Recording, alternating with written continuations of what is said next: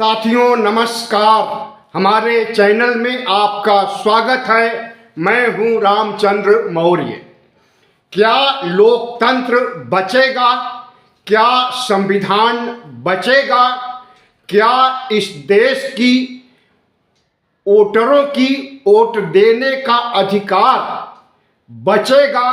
क्या इस देश में नरेंद्र मोदी और शाह का चुनाव आयोग से मिली भगत करके 50-60 साल तक राज करने का इरादा कामयाब होगा?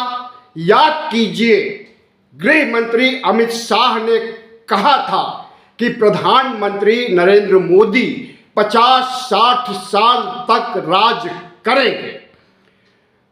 तो वोटरों के वोट के आधार पर तो राज नहीं कर सकते हैं इस धर्मनिरपेक्ष भारत में, क्योंकि विपक्ष भी है और एंटी इनकम्बेंसी भी होती है।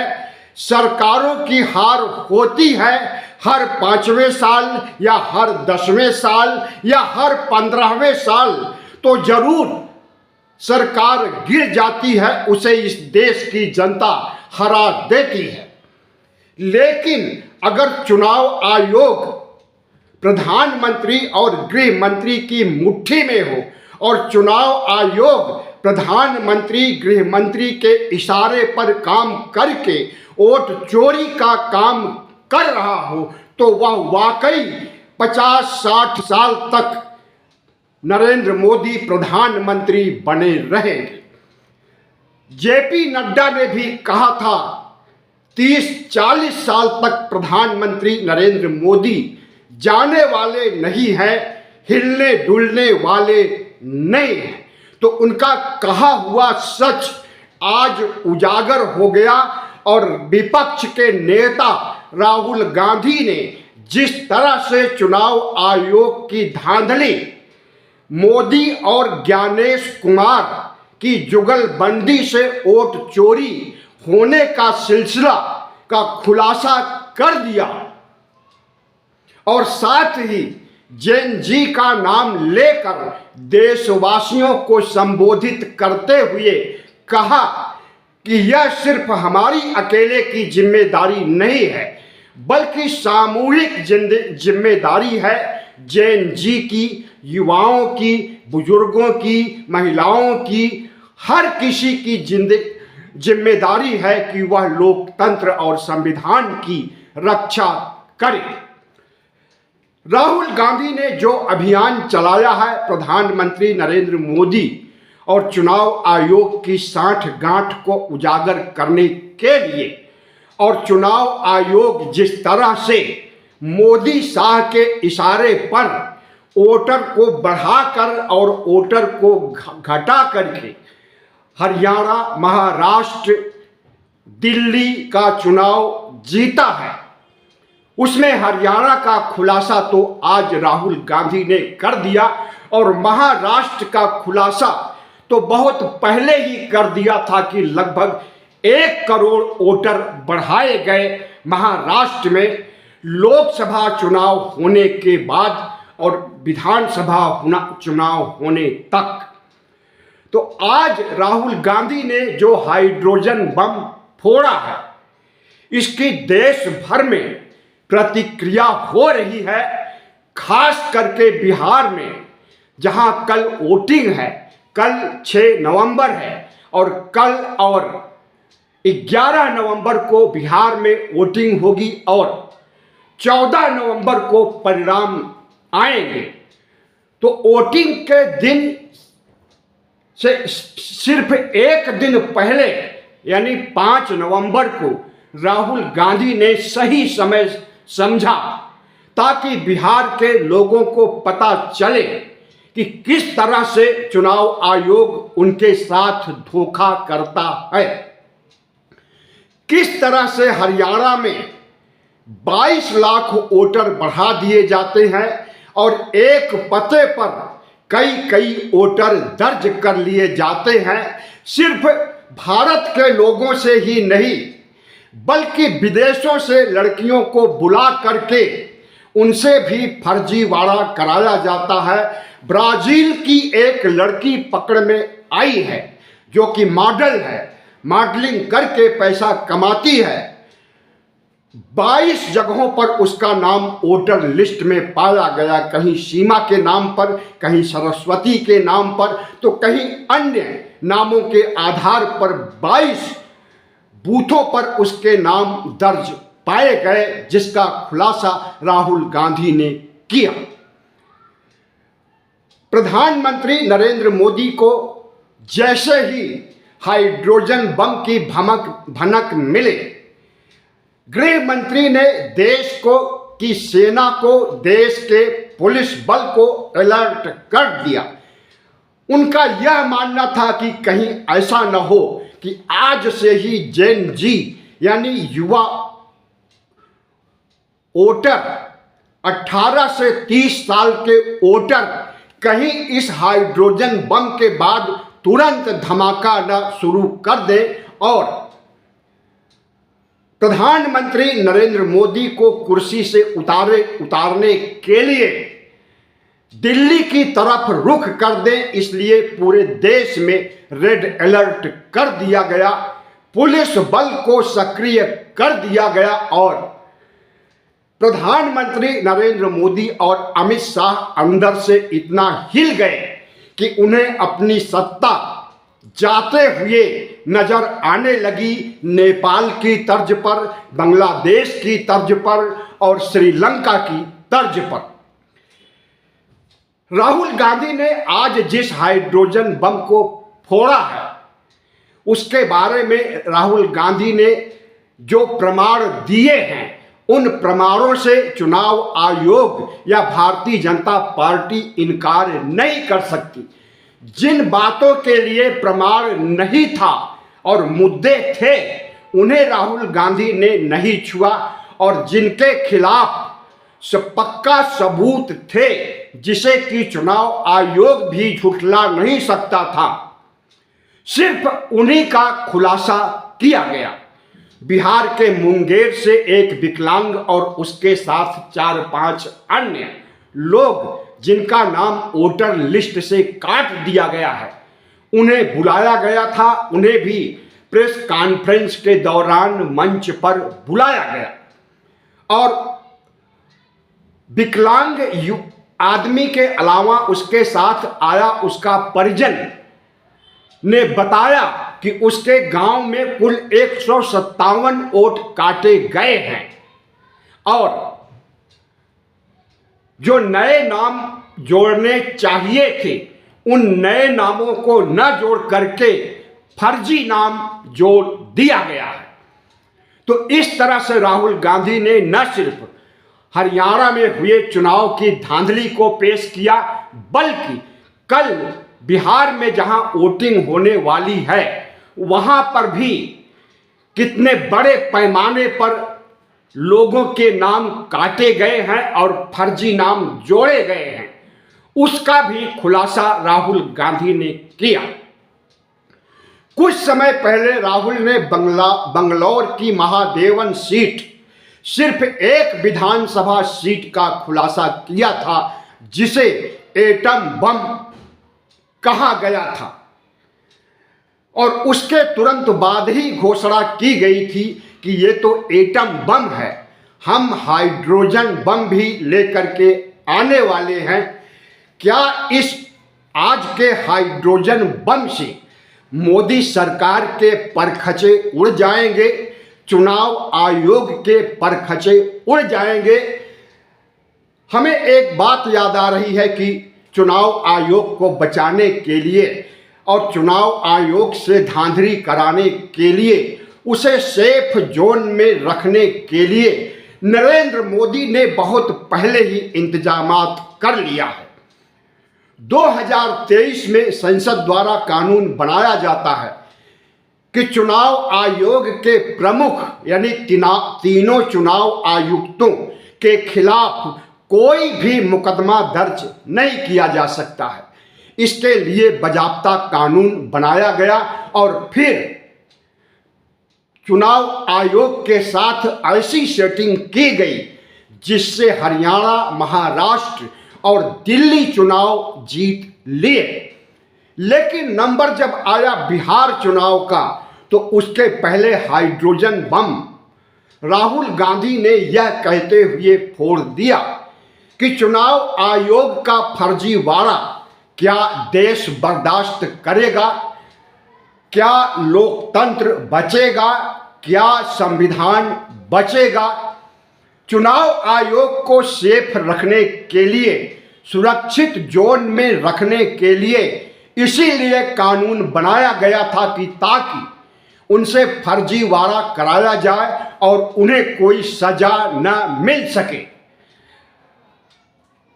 बंगलौर की महादेवन सीट पर का खुलासा करते हुए राहुल गांधी ने कहा था कि चुनाव आयोग में बहुत से ऐसे लोग बैठे हुए हैं जो लोकतंत्र बचाना चाहते हैं, संविधान बचाना चाहते हैं, चुनाव आयोग की पारदर्शिता और उसकी निष्पक्षता को उजागर करना चाहते हैं। इसके लिए वे हमारी हेल्प कर रहे हैं।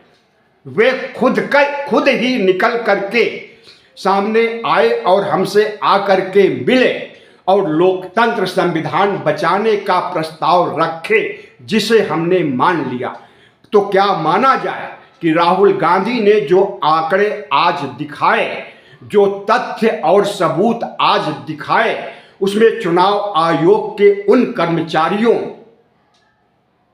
से प्राप्त तथ्य भी दिखाए या नहीं, इसका खुलासा राहुल गांधी ने नहीं किया।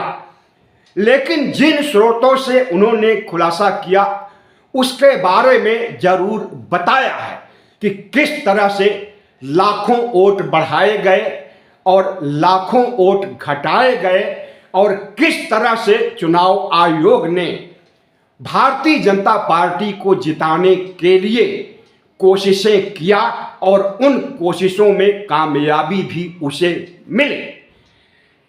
हरियाणा के लोग आज क्या सोच रहे हैं, हरियाणा का जेन जी क्या सोच रहा है, अभी तक ऐसी कोई खबर नहीं है।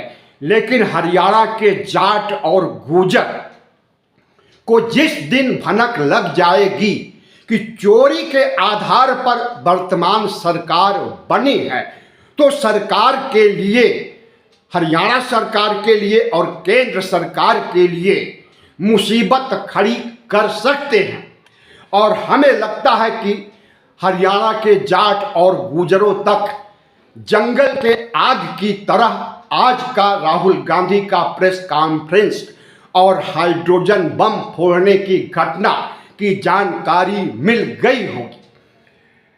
तो प्रधानमंत्री नरेंद्र मोदी, अमित शाह जायज ढंग से 40-50 साल तक राज नहीं कर सकते हैं, तो उन्होंने नाजायज तरीका ढूंढ लिया, चुनाव आयोग को सेट कर लिया और चुनाव आयोग उनकी कठपुतली बन करके जिस तरह से उन्हें जिताने का काम किया है, वह सिर्फ हरियाणा, महाराष्ट्र और दिल्ली का चुनाव नहीं है।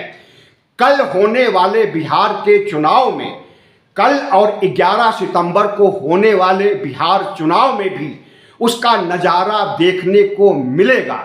और लोकसभा चुनाव में भी कम से कम 79 सीटों पर धांधली की गई है, वोटर को बढ़ा करके और वोटर को घटा करके।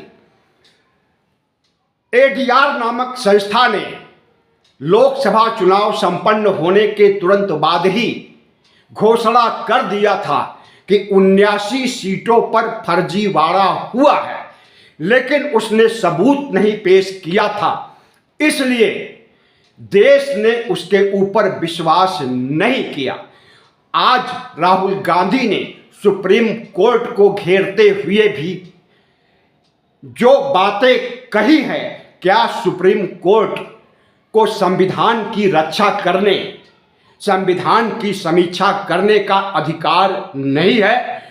सुप्रीम कोर्ट ही एक ऐसी संस्था है भारतीय लोकतंत्र में जो संविधान की समीक्षा कर सकती है और संविधान की रक्षा के लिए कुछ भी कर सकती है। अगर वर्तमान सरकार और चुनाव आयोग गलत कर रहा है, फर्जीवाड़ा कर रहा है, लोकतंत्र के साथ खिलवाड़ कर रहा है, तो सुप्रीम कोर्ट स्वतः संज्ञान ले करके सरकार को, नाजायज ढंग से चुनी गई सरकार को, वह चाहे हरियाणा सरकार हो, वह चाहे महाराष्ट्र सरकार हो, वह चाहे दिल्ली सरकार हो, और वह चाहे क्यों ना नरेंद्र मोदी की केंद्र की सरकार हो, सुप्रीम कोर्ट को इतना अधिकार है कि सभी सरकारों को तथ्यों के आईने में बर्खास्त कर सकती है।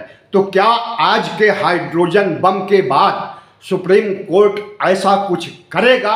हमें नहीं लगता, क्योंकि सुप्रीम कोर्ट में भी ब्राह्मणवादी, मनुवादी, आरएसएस समर्थक कम से कम 90% जज और 90% वकील बैठे हुए हैं, जो कि नरेंद्र मोदी का समर्थन करते हैं। चीफ जस्टिस अगर दलित होता है, बुद्धिस्ट होता है, तो उसके ऊपर जूते उछालते हैं और लोकतंत्र को बचाने के लिए किसी भी तरह की सुप्रीम कोर्ट के चीफ जस्टिस या अन्य किसी जस्टिस की मुहिम को स्वीकार नहीं कर सकते हैं मनुवादी जज। राहुल गांधी से आज की प्रेस कॉन्फ्रेंस में पूछा गया, पत्रकारों ने सवाल किया कि इन तथ्यों को लेकर के आप सुप्रीम कोर्ट जाएंगे? तो राहुल गांधी ने कहा कि हम जो प्रेस कॉन्फ्रेंस कर रहे हैं, जो खुलासे कर रहे हैं, इसे सुप्रीम कोर्ट भी देख रहा होगा। हमें अलग से रिट फाइल करने की जरूरत नहीं है। लेकिन सुप्रीम कोर्ट जो कोलकाता में हुए बलात्कार के लिए स्वतः संज्ञान ले लेता है, बाकी देश में तमाम बड़े बलात्कारों का स्वतः संज्ञान नहीं लेता है, क्या सुप्रीम कोर्ट निष्पक्ष ढंग से राहुल गांधी के आज के प्रेस कॉन्फ्रेंस को, हाइड्रोजन बम फोड़ने की प्रक्रिया को देखा? और यदि देखा तो क्या उसे संविधान खतरे में नजर आया, लोकतंत्र खतरे में नजर आया? और यदि नजर में आया तो क्या वह मोदी सरकार के खिलाफ, हरियाणा, महाराष्ट्र, दिल्ली सरकार और नरेंद्र मोदी की सरकार के खिलाफ कोई एक्शन लेगा? क्योंकि जितने भी चुनाव लोकसभा चुनाव के बाद हुए हैं, लोकसभा चुनाव को भी उसमें शामिल किया जा सकता है, क्योंकि वहां पर भी फर्जीवाड़ा हुआ है। सभी चुनाव अवैध घोषित किए जाने चाहिए राहुल गांधी के अनुसार, और राहुल गांधी इसीलिए अदालत में नहीं जा रहे हैं, क्योंकि उन्हें पता है कि वहां मनुवादी आरएसएस के लोग बैठे हुए हैं। राहुल गांधी की सुनवाई नहीं होगी। तो क्या नरेंद्र मोदी ने सिर्फ चुनाव आयोग को ही नहीं बल्कि न्यायपालिका को भी कठपुतली बना लिया है? राष्ट्रपति को तो कठपुतली बनाया ही है। यह उसी समय पता चल गया था जब 22 जनवरी 2024 को प्राण प्रतिष्ठा और मंदिर उद्घाटन का काम अयोध्या में हो रहा था। राष्ट्रपति को नहीं बुलाया गया इतने बड़े महापर्व में। राम मंदिर की नींव रखने के लिए, शिलान्यास के लिए भी तत्कालीन राष्ट्रपति रामनाथ कोविंद को नहीं बुलाया गया। यह सरासर अपमान है देश के पहले नागरिक का।